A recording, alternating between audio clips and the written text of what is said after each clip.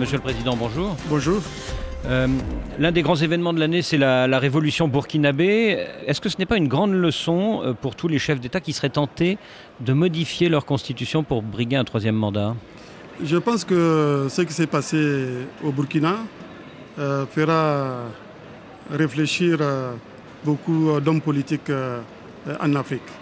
Et il y aura toujours un avant 30 octobre et un après 30 octobre en Afrique. Vous savez, moi je dis que la tendance en Afrique est à la démocratie.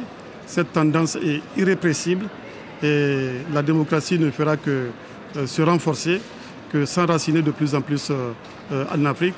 Et je pense que de plus en plus les Africains auront conscience de la nécessité de l'alternance au pouvoir dans les différents pays africains. Alors au Niger, c'est la règle des 2 mandats maximum.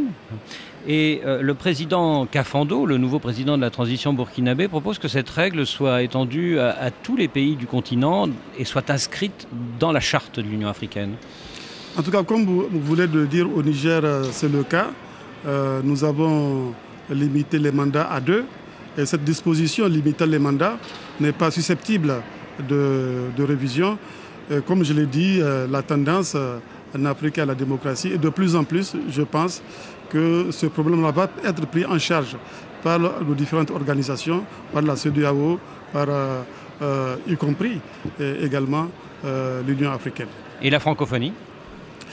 La francophonie aussi a un rôle extrêmement important à jouer. Vous savez, au départ, la francophonie, c'était avant tout technique. C'était un peu aussi la conscience de la solidarité entre les pays qui partagent le français. La francophonie est devenue par la suite politique. Maintenant, la francophonie s'occupe d'économie. Et aujourd'hui, le thème qui est en débat, femmes, jeunes en francophonie, vecteurs de la paix, acteurs du développement, prouve bien l'ambition que se fixe la francophonie, qui défend des valeurs, parmi lesquelles les valeurs démocratiques. Il y a la déclaration de Bamako, vous vous rappelez, sur la démocratie. Donc la francophonie a un rôle majeur aussi à jouer dans cette évolution démocratique de l'Afrique. Monsieur le Président, bonjour. Bonjour. L'un des grands événements de l'année, c'est la révolution burkinabé. Est-ce que ce n'est pas une grande leçon pour tous les chefs d'État qui seraient tentés de modifier leur constitution pour briguer un troisième mandat? Je pense que ce qui s'est passé au Burkina fera réfléchir beaucoup d'hommes politiques en Afrique.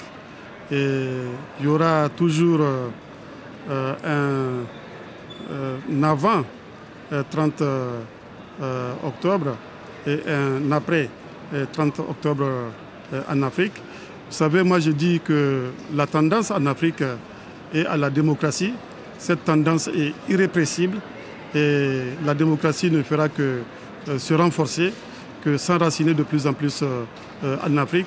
Et je pense que de plus en plus les Africains auront conscience de la nécessité de l'alternance au pouvoir dans les différents pays africains. Alors au Niger, c'est la règle des 2 mandats maximum.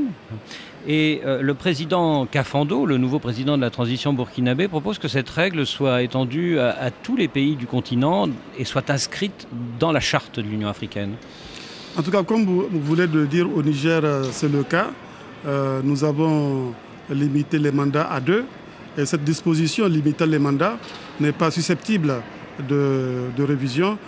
Comme je l'ai dit, la tendance en Afrique à la démocratie et de plus en plus, je pense que ce problème-là va être pris en charge par les différentes organisations, par la CEDEAO, y compris également l'Union africaine. Et la francophonie? La francophonie aussi a un rôle extrêmement important à jouer. Vous savez, au départ, la francophonie, c'était avant tout technique. C'était un peu aussi la conscience de la solidarité entre les pays qui partagent le français. La francophonie est devenue par la suite politique.